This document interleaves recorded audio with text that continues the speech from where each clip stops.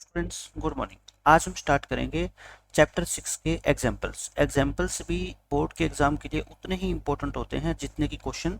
तो ये नहीं है कि क्वेश्चन आपने सोल्व कर लिया और एग्जाम्पल्स को छोड़ दिया। मैं ये नहीं कहता कि क्वेश्चन सोल्व करने के बाद एग्जाम्पल होंगे नहीं, सारे हो जाएंगे, बट फिर भी प्रैक्टिस उनकी करनी आपके लिए काफ़ी ज़रूरी है। चलो स्टार्ट करते हैं। देखो पहले मैं आपको थोड़ा बेसिक बता देता हूँ। बीपीटी मैंने आपको बताया था, बीपीटी में क्या होता है, आपको ये साइड पी क्यू जो साइड है वो पैरेलल गिवन होती है किसके, बीसी के, और आपको ये रेशियो क्या होता है प्रूव करना होता है। यानी कि हम यूज कर सकते हैं बीपीटी के अंदर, अगर ये साइड पैरेलल हो तो इन दो साइड का रेशियो यानी कि एपी अपॉन पीबी ये इक्वल होता है ए क्यू अपॉन में क्यूसी, ये होता है। मैं ये कहता हूँ कि पीपीटी का यूज करके मैं दो रिजल्ट और प्रूव करना चाहता हूँ, वो आपके एग्जाम में भी आ सकते हैं और एक क्वेश्चन में भी हमने इसको यूज किया था। तो देखो क्या होता है, जैसे मान लो हम सॉल्यूशन में आपको बताता हूँ। सबसे पहला रिजल्ट यानी कि रिजल्ट नंबर 1 मैं प्रूव कर रहा हूँ। ये तो बीपीटी होती है, क्योंकि आपका जो है यहाँ पे, सॉरी इफ ना लिखो, बिकॉज लिखो, क्योंकि आपको ये तो पैरेलल गिवन है ना बीपीटी में। Because because P Q parallel है किसके, बीसी के। सो बाय बीपीटी, बीपीटी का यूज करके हम क्या कह सकते हैं, एपी अपॉन पीबी, यानी कि इस साइड का और इस साइड का रेशियो ये इक्वल होता है ए क्यू अपॉन क्यू सी। ये तो बीपीटी में हमने सीखा है। मैं ये कहता हूँ इसी की हेल्प से मैं एक और रिजल्ट प्रूव करूंगा। इसको इक्वेशन नंबर 1 नाम दे दो, ठीक है। इन दोनों तरफ मैं क्या करता हूँ, 1 1 ऐड कर देता हूँ, एडिंग 1 टू बोथ साइड्स, क्योंकि अगर दोनों तरफ हम 1 ऐड कर देंगे तो मैथमेटिकली हम कोई भी गलत काम नहीं कर रहे हैं, ठीक है। एडिंग 1 टू बोथ साइड्स, अगर दोनों तरफ मैं एक एक ऐड कर दूंगा तो देखना आपका नया रिजल्ट क्या बन के तैयार हो जाएगा। इधर भी 1 ऐड कर दो और A Q upon Q C plus 1। अब दोनों तरफ क्या ले लो बच्चों, एल्शियम ले लो। एल्शियम लोगे तो देखो क्या होगा, ये 1 बाय 1 कर दो, ठीक है। ये ले लिया एल्शियम, पी बी एल्शियम आ गया, ऊपर क्या बन गया, A P plus P B, और ये क्या बन गया, ए क्यू, और नीचे क्यू सी एल्शियम लोगे तो क्यू सी ऐड होएगा। अब मेरे को बताओ डायग्राम में देख के बताओ, A P plus P B, ये रहा A P plus P B करोगे तो क्या बन जाएगा, ए बी बन जाएगा ना, ए बी बन गया, अपॉन में क्या हो गया पी बी, और ये ए क्यू प्लस क्यू सी, ए क्यू प्लस क्यू सी, यानी कि जो कॉमन क्यू होता है ना उसको हटा दिया करो, क्या बच जाएगा, ए सी बच जाएगा, और नीचे क्या है, क्यू सी। आप ये रिजल्ट भी यूज कर सकते हो कि क्या A B upon P B, यानी कि ऊपर वाली जो छोटी साइड थी ना उसको यूज करने की बजाय आप पूरी बड़ी साइड भी यूज कर सकते हो। कौन सी, ए से लेके बी, और ऐसे इधर ए से लेके सी यूज कर सकते हो, और नीचे वही रखो। नीचे पहले भी पीबी थी और क्यूसी थी, अब भी क्या है, पीबी और क्यूसी है।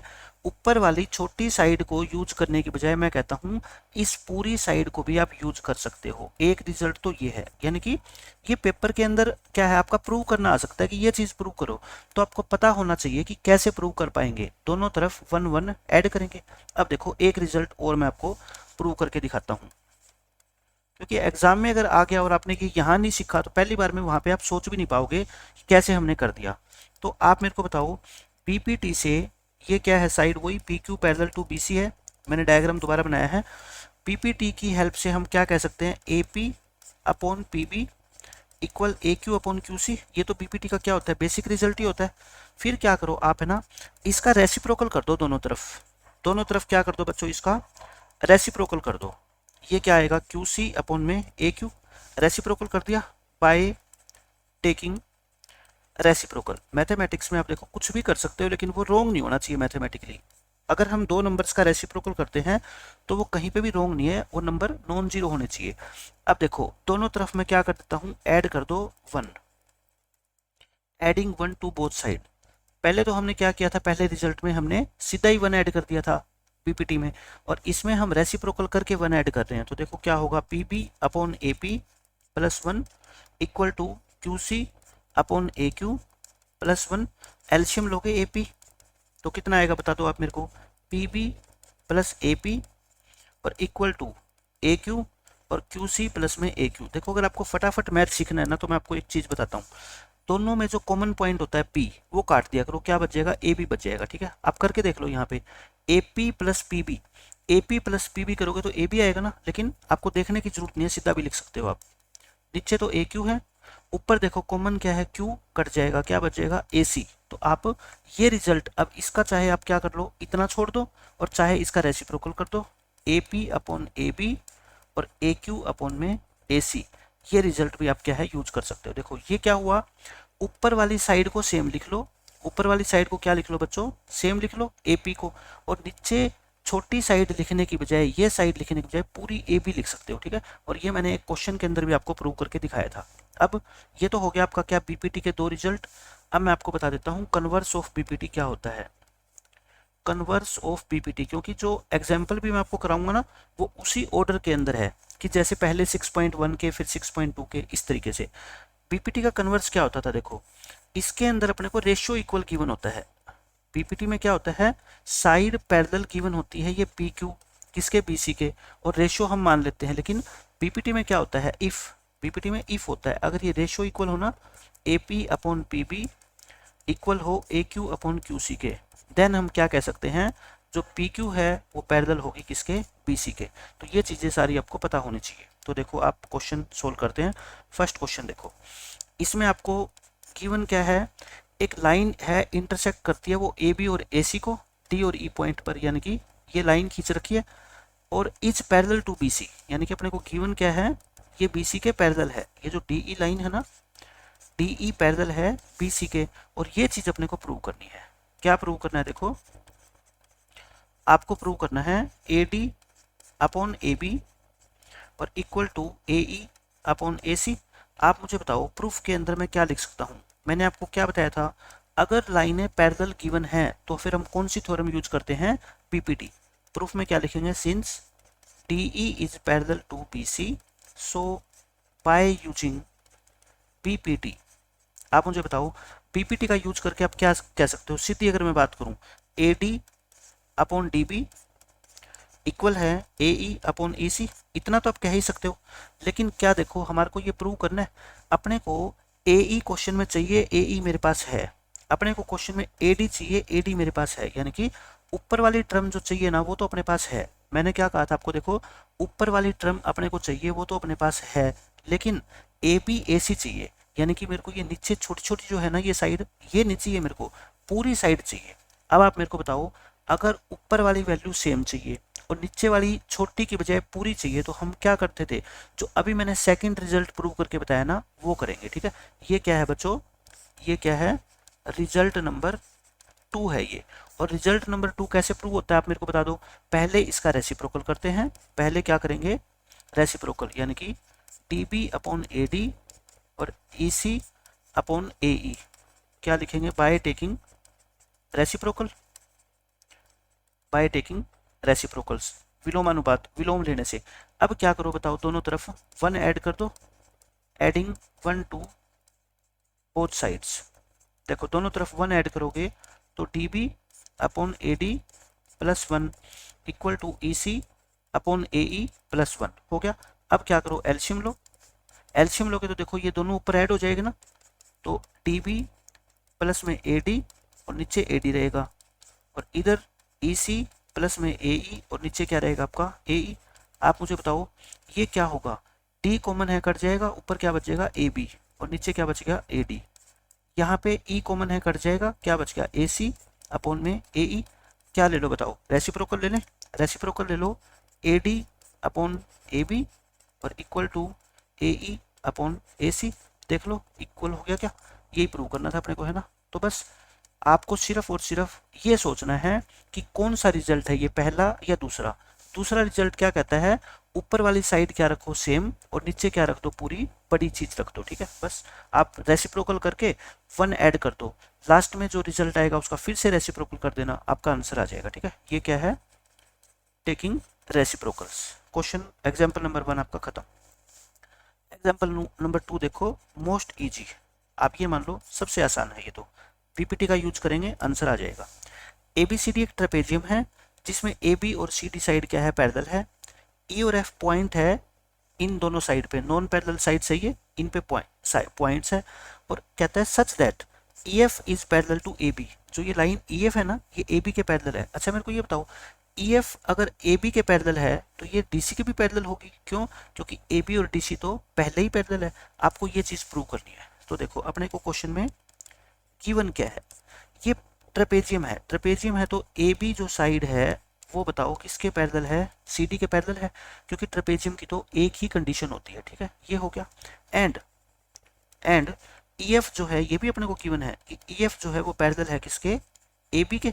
सो मैं यहाँ से ये कह सकता हूँ, देखो AB CD के पैरेलल है और AB EF के भी पैरेलल है, तो तीनों ही पैरेलल होगी। सो मैं कह सकता हूँ AB parallel to CD parallel to EF, यानी कि ये तीनों ही साइड पैरेलल है। मैं किसी को कैसे भी यूज कर सकता हूँ, ठीक है, फ्री हूँ मैं। अपने को प्रूव क्या करना है, देख लो, अपने को प्रूव करना है AE अपॉन ED इक्वल होता है BF अपॉन FC। आप खुद देखो क्या है ये रेशो, ये रहा AE और ये रहा ED, मतलब इन दोनों का रेशो इक्वल है BF अपॉन FC। अब स्टूडेंट पता है क्या है, डायरेक्ट ही लिख देता है ये तो BPT है। मैं कहता हूँ BPT तो ट्रायंगल के अंदर लगती है, लेकिन ये कोई ट्रायंगल थोड़ी है, ये तो ट्रेपेजियम है। तो अभी हम डायरेक्ट नहीं कह सकते, ठीक है, हम क्या करेंगे, एक छोटी सी कंस्ट्रक्शन करेंगे। इसमें कुछ ऐसा करो कि ट्रायंगल बन जाए। आप कहोगे सर किसी एक जो है ना डायगोनल को ज्वाइन कर दो, मैं इसको क्या कर देता हूँ, ज्वाइन कर दो, बस क्वेश्चन खत्म। ज्वाइन कर दो आप किसको, A और C को। अब प्रूफ देखो, अब दो ट्रायंगल के अंदर आप मुझे बताओ AE अपॉन ED ये जो रेशियो है, मैं इस ट्रायंगल के अंदर बात कर रहा हूँ, पहले इसमें लेना, इन ट्रायंगल ADC, इस ट्रायंगल की बात कर रहा हूँ। आप मुझे ये बता दो कि क्या ये साइड और ये साइड पैरेलल है, क्योंकि जब ये पूरी पैरेलल है तो इसका कुछ पार्ट हम ले लेंगे EF का, तो ये भी तो पैरेलल होगी ना। तो क्या लिखेंगे, EP पैरेलल है किसके, DC के। पैरेलल है तो बाय यूजिंग PPT, तो PPT का यूज करके बताओ आप मेरे को क्या कह सकते हो, क्या AE अपॉन ED, ये नहीं कह सकते AE अपॉन ED इक्वल है AP अपॉन PC, बोल सकते हो ना, AP अपॉन PC। क्या आ गई, फर्स्ट इक्वेशन आ गई। सिमिलरली बिल्कुल इसी तरीके से दूसरी कौन सी ट्रायंगल रहेगी बताओ, दूसरी ट्रायंगल रहेगी ये वाली, ऊपर वाली ट्रायंगल ले लो, है ना, ये वाली। सिमिलरली इन ट्रायंगल ABC, इस ट्रायंगल में देखना ये वाली साइड जो मैं ग्रीन साइड कर रहा हूँ और ये वाली साइड पैरेलल है, बताओ PF पैरेलल है किसके, AB के।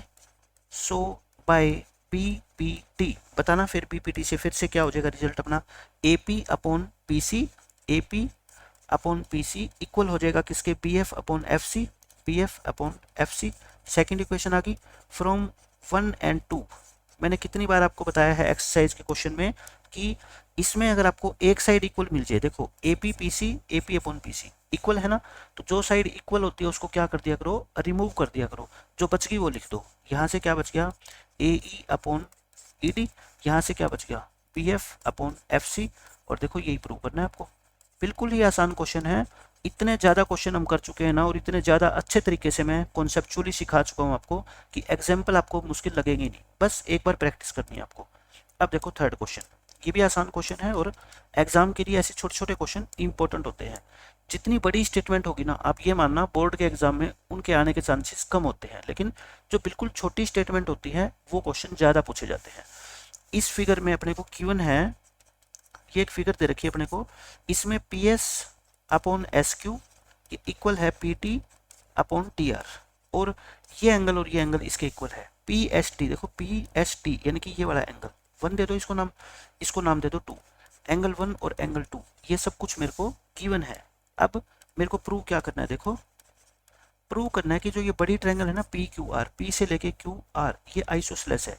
Triangle PQR is isosceles. आप मुझे बताओ आइसोसेलेस का क्या मतलब होता है कि किन्हीं भी दो साइड को हमारे को इक्वल प्रूव करना है,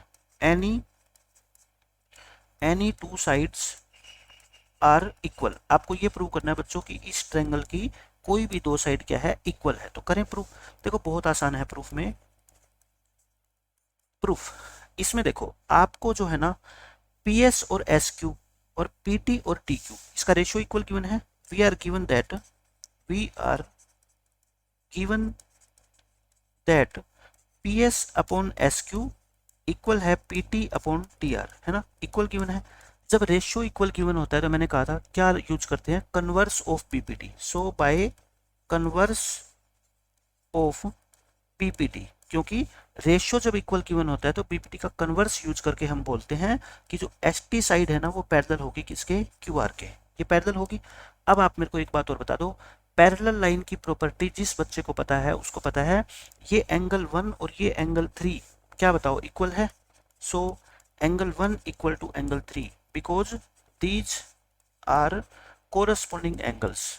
याद आया कोरस्पॉन्डिंग एंगल्स ना, क्योंकि एक ये क्या है, लाइन से बाहर है, एक लाइन के अंदर है, और एक ही तरफ है। देखो ये ऐसे है, ये दोनों एस टी और ये क्या है क्यू आर, ये मैंने बना दी, और ये मैंने क्या बना दी, एक ट्रांसवर्सल बना दी इनकी। तो देखो एंगल कैसे बने हुए हैं पता है, ये एंगल 1 बना हुआ है और ये एंगल 3 बना हुआ है। तो क्या 1 और 3 इक्वल नहीं होते? कौन से एंगल होते हैं? ये कोरस्पॉन्डिंग एंगल होते हैं। सेकेंड लेक्चर देख लेना, मैंने सारी चीज़ बताई है। 1 और 3 इक्वल हो गए, लेकिन क्वेश्चन में तो दे रखा है कि 1 और 2 इक्वल है। याद रखा है क्वेश्चन में तो 1 और 2, मतलब कि 1 और 3 भी इक्वल है, 1 और 2 भी इक्वल है। तो इससे तो हम कह सकते हैं कि 2 और 3 भी इक्वल हो गए आपस में, है ना। सो एंगल 2 और एंगल 3 भी क्या हो गए, इक्वल। वही बात देखो, इसमें ये वाला पार्ट इक्वल है तो ये भी तो इक्वल होंगे ना, 2 और 3 इक्वल हो गए। अब आप मेरे को बताना, पूरी बड़ी ट्रायंगल में अगर ये दो एंगल इक्वल है तो क्या इनके सामने वाली साइड इक्वल नहीं होगी? So in triangle P Q R, देखो 2 है, 2 के सामने कौन सी साइड है, पी से लेके क्यू, और 3 के सामने कौन सी साइड है, देखो पी से लेके आर, है ना। क्यों? क्योंकि sides opposite to equal angles, sides opposite to equal angles are also equal. ये एग्जाम्पल उन्हीं बच्चों को समझ आएंगे जिन्होंने पूरा चैप्टर पढ़ा है मेरे से, ठीक है। इसलिए मैं स्पीड इसके अंदर थोड़ी फास्ट रख रहा हूँ। ये होगी, अच्छा दो साइड इक्वल होगी, that implies triangle P Q are क्या हो जाएगी आपकी, आइसोसेलेस हो जाएगी। ये क्या हो जाएगी बच्चों, आइसोसेलेस। और यही इस क्वेश्चन में आपको प्रूव करना है। क्वेश्चन खत्म हो गया। अब देखो अपना नेक्स्ट एग्जाम्पल, फोर्थ। ये बिल्कुल बच्चों वाला क्वेश्चन है, सबसे इजी एग्जाम्पल है। इजी लिखने से आपको क्या थोड़ा हौसला हो जाता है कि हाँ ये क्वेश्चन कम से कम मुश्किल तो नहीं है। इस क्वेश्चन में क्या बोलता है आपको, पी क्यू और आर एस, ये पी क्यू और ये आर एस दोनों साइड क्या है, पैरेलल है, और ये दो ट्रायंगल है ना, ये वाली और ये वाली, आपको क्या प्रूव करनी है, सिमिलर। तो बताओ गिवन क्या है आपको, गिवन है पी क्यू साइड पैरेलल है आर एस के, और प्रूव करना है अपने को, पूरा लिखा करो सब कुछ। ट्रायंगल पी ओ क्यू ये सिमिलर है ट्रायंगल एस ओ आर, और आपको पता है किन्हीं भी दो एंगल को अगर आप इक्वल प्रूव कर देते हो तो ट्रायंगल क्या हो जाती है बच्चों, सिमिलर। ये कौन सी एक्सरसाइज स्टार्ट होगी आपकी, थर्ड एक्सरसाइज स्टार्ट होगी, ठीक है। पिछले जो 3 क्वेश्चन थे या 3 एग्जाम्पल वो सेकंड एक्सरसाइज के थे, अब ये थर्ड के स्टार्ट हो गए, और थर्ड से क्या स्टार्ट हो जाती है, अपनी सिमिलैरिटी स्टार्ट हो जाती है। तो आप ये बताओ, ये दो साइड जब पैरेलल है तो क्या ये एंगल 1 और एंगल 2 इक्वल होंगे? सिंस पी क्यू पैरेलल है आर एस के, सो एंगल 1 और एंगल 2 इक्वल है। पता है क्यों? ये कौन से एंगल है पता है, ऑल्टरनेट एंगल है। देखो मैं इस डायग्राम को ये ऐसे बनाता हूँ, ये दो साइड क्या है, पैरेलल है, और इनको काटने वाली ये ट्रांसवर्सल है, पी से लेके देखो एस, ये पी और ये क्या है एस, इसको आगे बढ़ा दो, इसको आगे बढ़ा दो, ये पी और ये एस, और इस साइड को भी आगे बढ़ा दो। अब आप मुझे बताना जरा, ये कौन सा बना हुआ है, पी ये अंदर बना हुआ है ना, और एस भी क्या हुआ है, यहाँ पे बना हुआ है। तो ये दो एंगल क्या होते हैं, आप इस फिगर को टेढ़ी करके देख लो, है ना, अपनी कॉपी में। तो ये दोनों एंगल क्या है आपके, ऑल्टरनेट इंटीरियर एंगल है, क्योंकि ये ट्रांसवर्सल के दोनों तरफ है और दोनों अंदर है। तो ये क्या है आपके ऑल्टरनेट इंटीरियर एंगल्स। जितनी ज़्यादा प्रैक्टिस करोगे ना, देखते ही आपको पता लग जाएगा कि इस क्वेश्चन का सॉल्यूशन कैसे करना है। इसी तरह से ये 3 और ये 4 ये भी क्या है, इक्वल है। तो बस दो एंगल हो गए। So by angle angle similarity, angle angle similarity criteria से बताओ ट्रायंगल कौन सी जो प्रूव करनी है, पी ओ क्यू सिमिलर होगी किसके, ट्रायंगल एस ओ आर के। खत्म क्वेश्चन, यही हमारे को प्रूव करना था।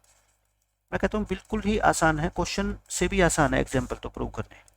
अब देखो फिफ्थ में, ये बहुत ही आसान है, सिर्फ इसमें आपको एक ही बात याद रखना है कि एसएएस रूल में, एसएएस रूल में ट्रायंगल्स को नेम्स कैसे देते हैं, और ये मैंने सारा कुछ आपको सिमिलैरिटी के अंदर बताया था कि नेम कैसे देते हैं, क्योंकि सिमिलैरिटी में सबसे इंपॉर्टेंट ही ये होता है कि नेम कैसे दे ट्रायंगल में। आपको पता है कि पी क्यू आर और पी आर क्यू दोनों का मतलब अलग अलग होगा अगर दोनों ट्रायंगल को हम सिंबॉलिक फॉर्म में लिखना चाहते हैं कि ये सिमिलर है।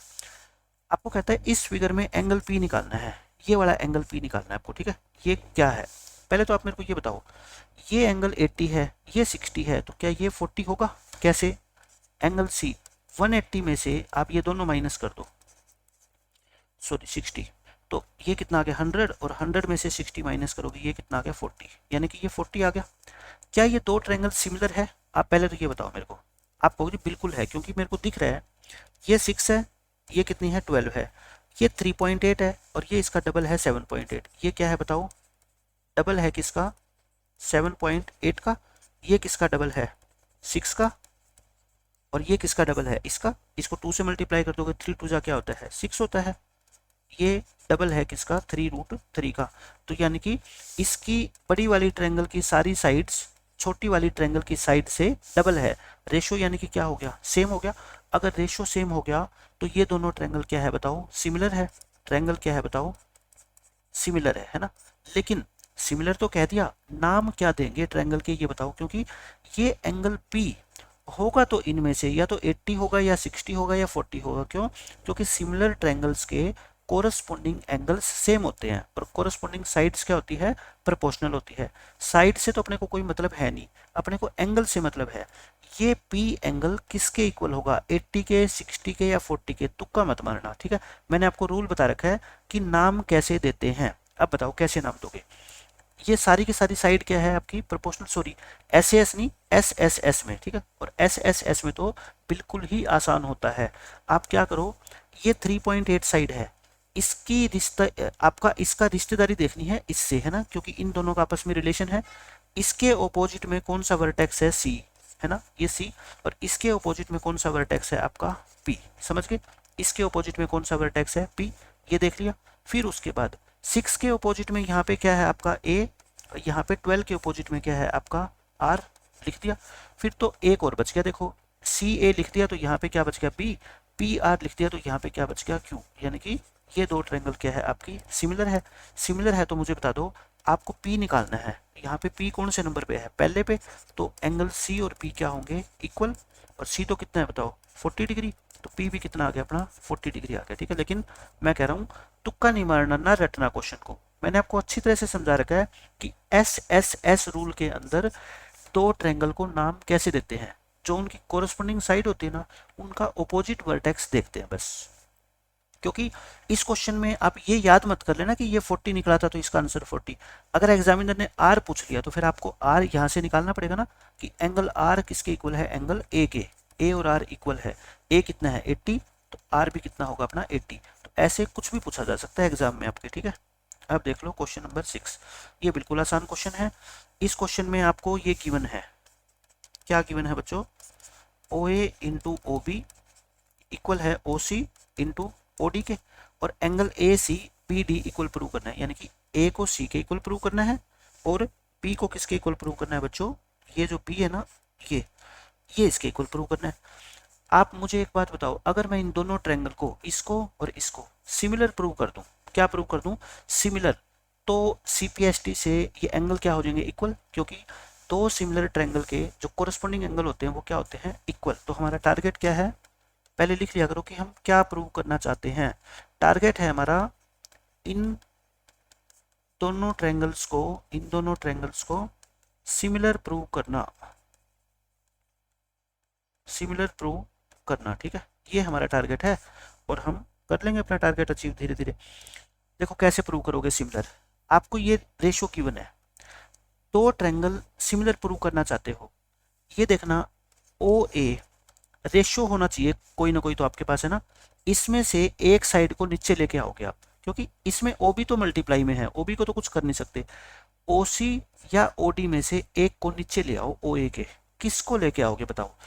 ये ए ओ साइड इसकी है ना, ए ओ साइड इसकी है। एक ओ सी है, एक O D.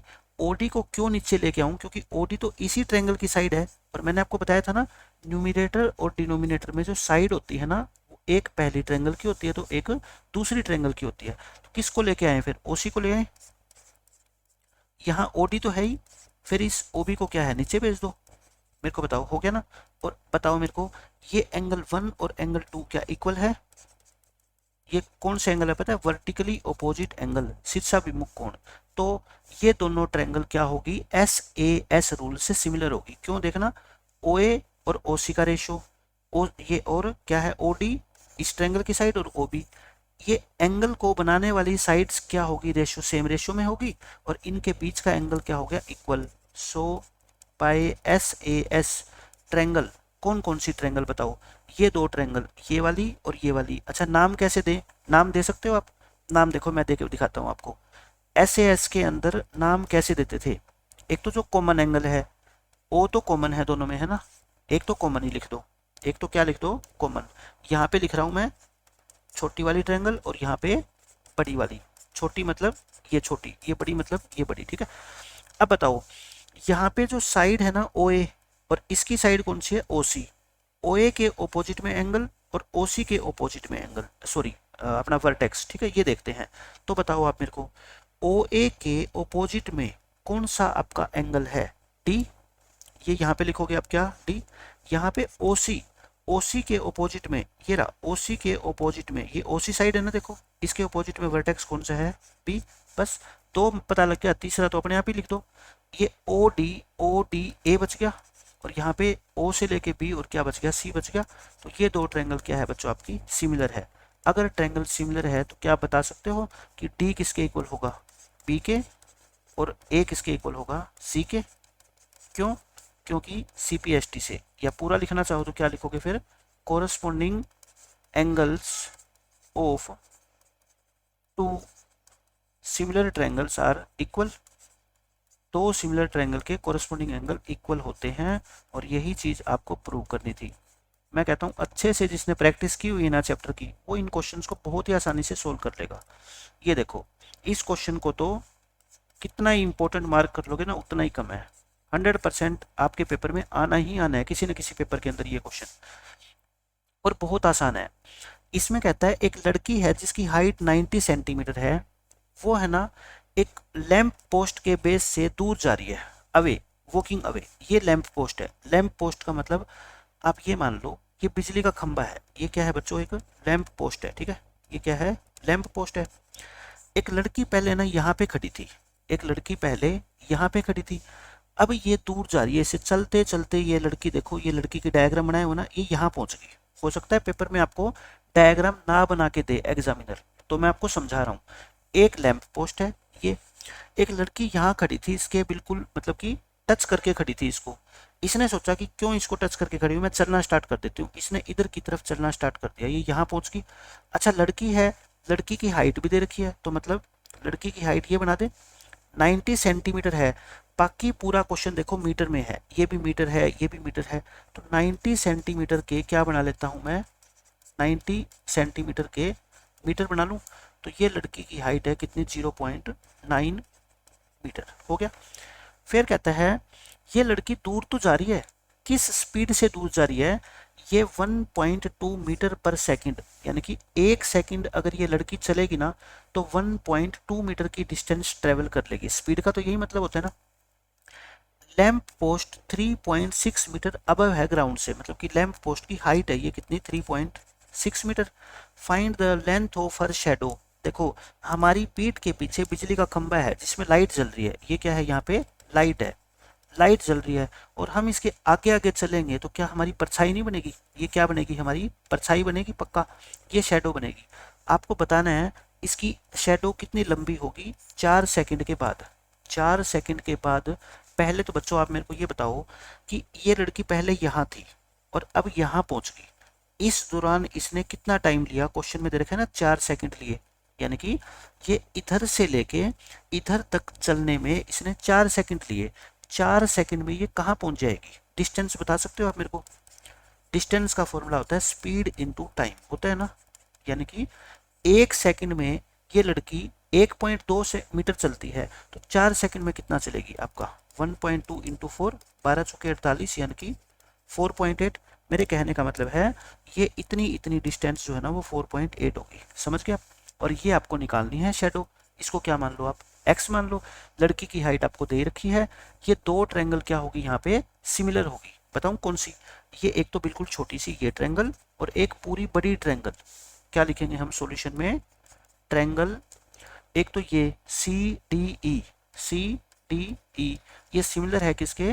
ABE, ABE।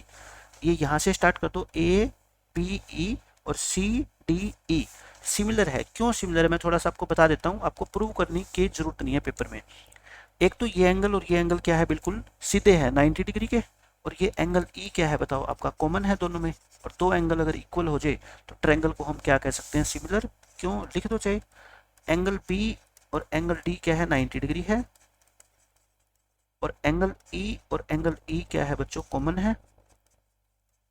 So bye a rule है ना, ए रूल से ये दोनों ट्रायंगल क्या होगी, सिमिलर। अच्छा, ट्रायंगल सिमिलर होगी तो इनकी साइड्स क्या होगी, प्रोपोर्शनल होगी, यानी कि ये जो 3.6 है, ये इसका रेशो किसके साथ लेंगे, इसके साथ। ये देखो, ये खड़ा है लैंप पोस्ट, यहाँ पे लड़की खड़ी है, मतलब इन दोनों हाइट का रेशो।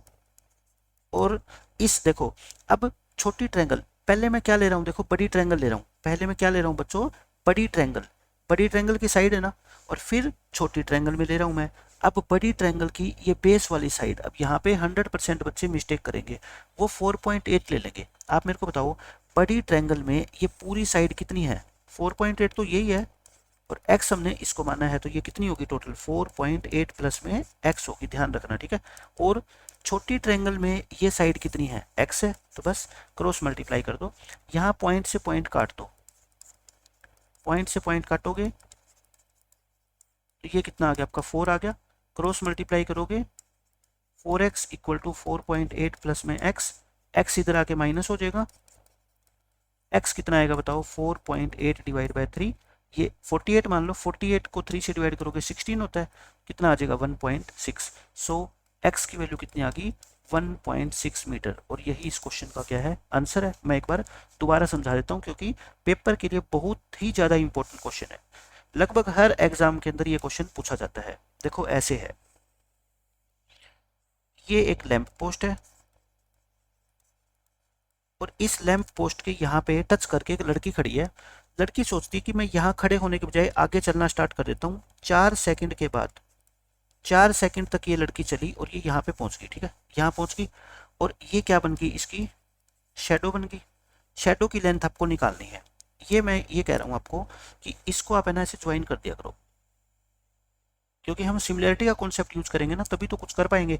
इसकी हाइट आपको दे रखी है 4.8 मीटर, इसकी हाइट दे रखी है 0.9, क्यों, 90 सेंटीमीटर है, 100 से डिवाइड करेंगे तो मीटर बन गया, एक जीरो से एक जीरो काटेंगे और ये क्या होता है, 0.9 होता है, ठीक है, ये हो गया।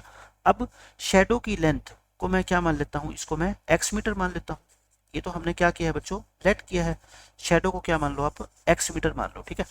अब आप मेरे को ये बता दो बस कि ये डिस्टेंस कितनी होगी, ये वाली डिस्टेंस। इसकी लड़की की स्पीड दे रखी है आपको कितनी, 1.2 मीटर पर सेकंड, और इसने टाइम कितना लिया है चलने में, 4 सेकंड का।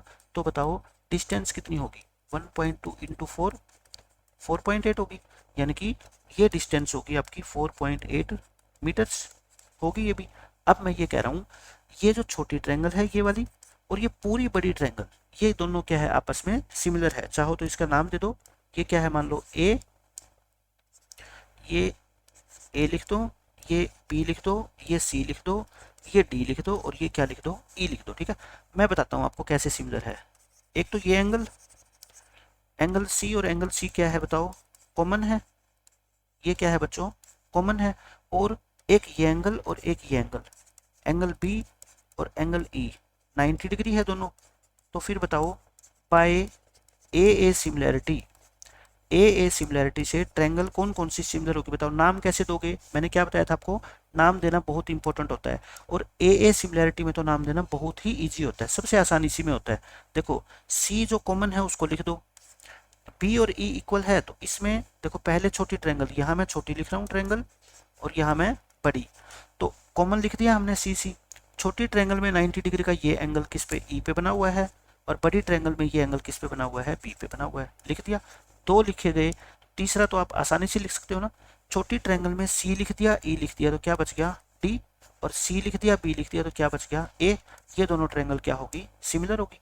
अगर ट्रायंगल सिमिलर है तो मुझे बताओ इनकी साइड का रेशियो, यानी कि C E upon C B equal होगा किसके, बताना मेरे को, ई डी अपॉन में ए बी या बी ए, और इक्वल होगा ये सी डी अपॉन में सी ए, ये होगा ना।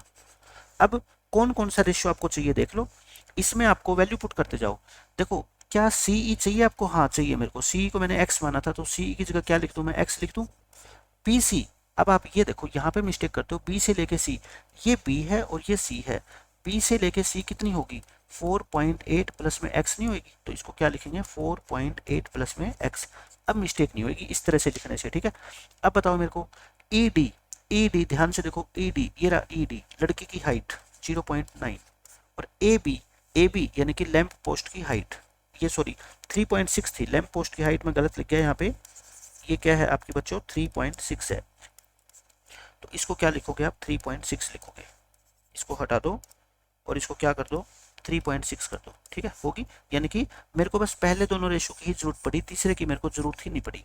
अब यहाँ पे भी डेसिमल के बाद एक डिजिट, यहाँ पे भी डेसिमल के बाद एक डिजिट, तो ये हटा दूं डेसिमल, 9 1 जा 9 4 जा, यानी कि 1/4, क्रॉस मल्टीप्लाई कर दें, देखो 4 इंटू एक्स कितना होगा 4x, और 1 इंटू ये तो सेम रहेगा, ये प्लस x इधर आके माइनस हो जाएगा, आपको तो x निकालना है, 4.8 को 3 से डिवाइड कर दो, कितना आ गया आपका 1.6, तो ये 1.6 मीटर आंसर आ गया, ठीक है। और सबसे ज़्यादा इंपॉर्टेंट क्वेश्चन है, इसलिए मैंने आपको ये 2 बार समझा दिया। अब देखो इस क्वेश्चन में ये आपके कितने 7 एग्जाम्पल हो गए ना, और पूरी एक्सरसाइज में आपके कितने हैं 14 एग्जाम्पल है, जिसमें से एक एग्जाम्पल हम करेंगे नहीं 9th, क्योंकि वो आपका 6.4 का एग्जाम्पल है और वो आपके सिलेबस से क्या है रिमूव हो चुकी है अब की बार। तो बाकी जितने भी एग्जाम्पल बच गए वो हम नेक्स्ट लेक्चर के अंदर पूरे करेंगे। मिलते हैं नेक्स्ट लेक्चर में, बाय बाय, टेक केयर।